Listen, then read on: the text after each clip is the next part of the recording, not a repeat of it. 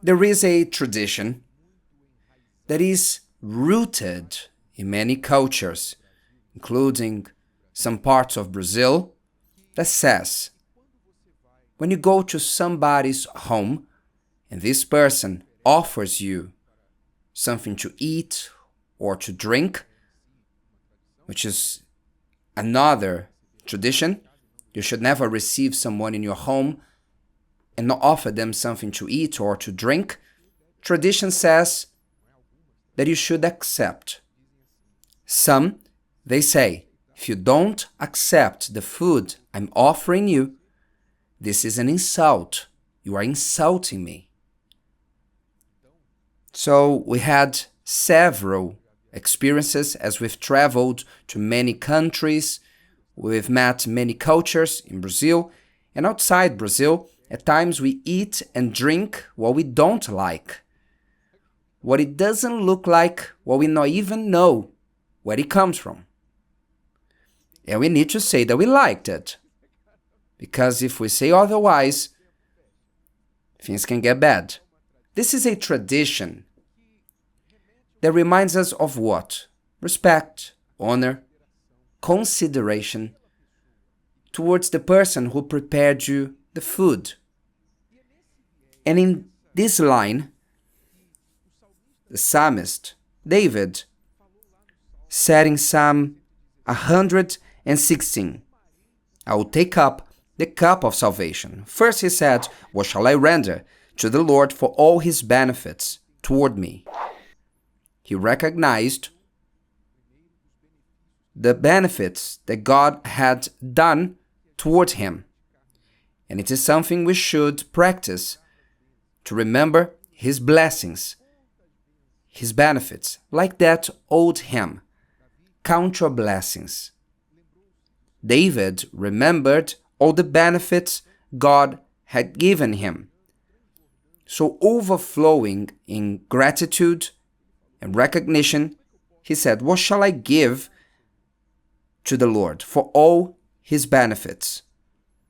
Then, inspired by God himself, he answers his own question.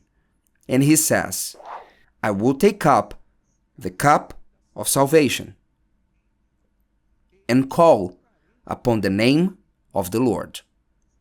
Which means, the cup of salvation is like Jesus in the Gospel of Luke, chapter 22.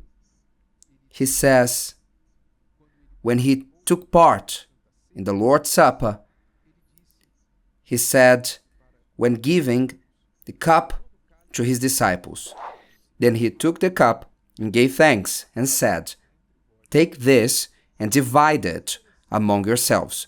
So Jesus offered the cup to his disciples. Then the disciples took part in that cup, which was the cup of salvation, as a prophecy.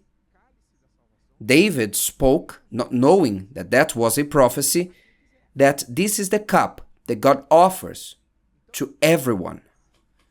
So just as a person, because of respect, dignity, honor, because of decency,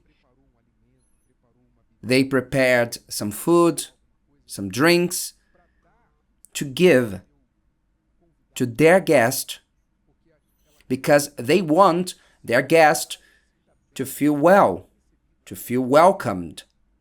God has prepared much more than some coffee, some tea, more than food, some snack, a dinner. He prepared the cup of salvation, which is not something that will bring some sweetness to our mouth for a few seconds, but will save the soul for eternity. This is the cup of salvation that he offers, that David spoke about. I will take with gladness. I accept it. In other words, God was speaking through David. The only thing you can do to recognize the benefits I'm giving you is to accept the cup of salvation that I have prepared for you. And I paid a high price for it with my own blood to save your soul. it's the only thing you can do to recompensate me is to accept the cup of salvation. In other words, to believe in me, to surrender your soul, your life, because I paid a high price for it. This is what God was saying. Now, let me ask you, imagine how bad it would look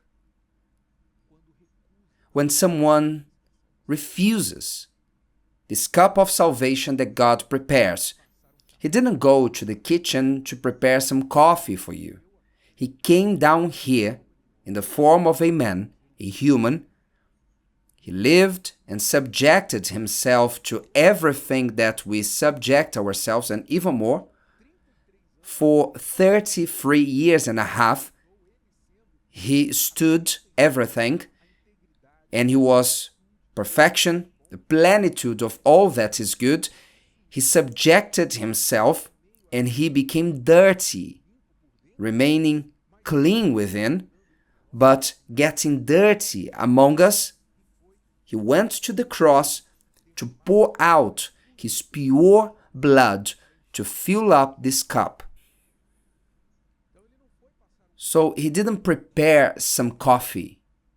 He came down here, went through everything, and in the end, he poured out his blood. He made himself a drink offering.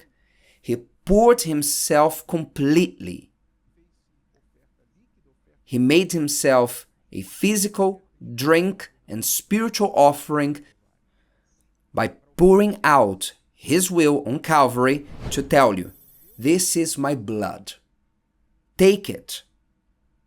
Drink of it. And then people say, no, thank you.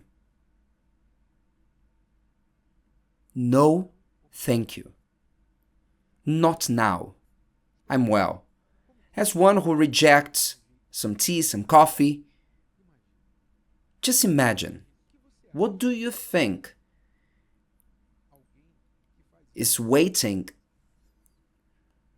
for someone who does this to God?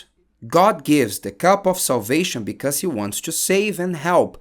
This is his interest. He offers the cup of salvation because this is the antidote to a disease called sin that has infected all of us. The doctor gives a medicine to heal a sickness. God gives the cup of salvation to heal the disease of sin that spread through our lives and will lead us to death, not to the death of the body that will lead us to the grave only, but eternal life. So he who rejects the cup of salvation, unfortunately, will have to take the cup of wrath. The Bible speaks about the cup of wrath, the cups of wrath that will be poured out on this world these last weeks, hours even. Earthquakes in some parts of the world, and it's still happening. And people are apprehensive, saying, my God, this is nothing. This is nothing. Literally, this is just some coffee compared to what is to come in the great tribulation. And it will be so great that people would ask mountains to fall over them. Which means the cup of wrath will come over those who have rejected the cup of salvation. So, if you have sense, if you have common sense, intelligence, and think, just for a moment you say, as often I went to visit people, and people told me, the culture here is like this, you cannot say no to them, otherwise they'll get offended. How many times I've drunk in dirty cups or glasses, I drank from it. Why? Not to offend that person. So, my God, we do this out of respect for another human being, out of consideration for them. How will I reject the cup of salvation? Think just for a moment. And if you have a desire to surrender yourself and to accept, if you have the conscience to accept the salvation that He bought at a high price for you, then accept and drink from it. Bishop, how can I drink from the cup of salvation? You accept it and you drink from it when you believe in what Jesus did on the cross. And to believe is not just saying you believe, but to live by it, by what He taught and He did.